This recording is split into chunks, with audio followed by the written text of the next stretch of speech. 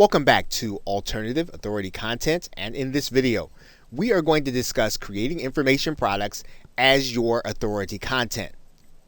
Now, it's typically assumed that content must be given away in the form of a blog or in the form of a video or even in the form of a podcast in order to attract an audience that will eventually buy your products or service.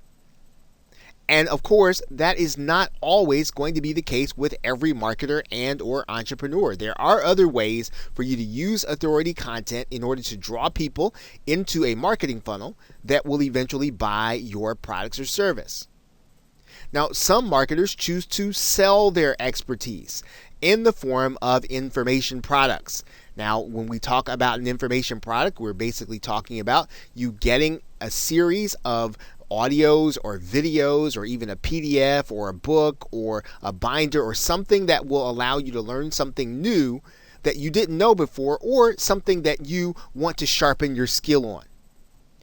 Now, the same PDFs, the same MP3s that we've been talking about, the same MP4s that we've been talking about, or even PDFs that we've been talking about with respect to the content creation process can be bundled together with similar themed content and then subsequently sold.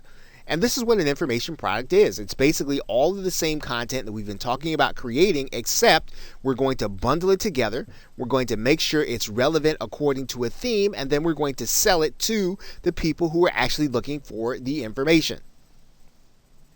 And there are sites like Udemy.com and Skillshare that allow people to post this content and then sell it.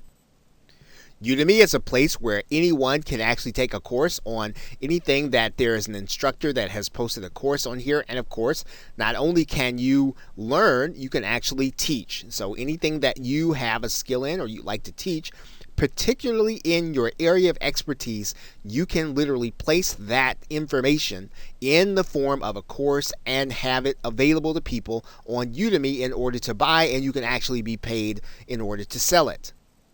There are sites that are similar to Udemy, like Skillshare, that has the same kind of feel, same kind of arrangement that allow you to take your content, place it on the site, and allow other people who are in need of that content in order to buy it.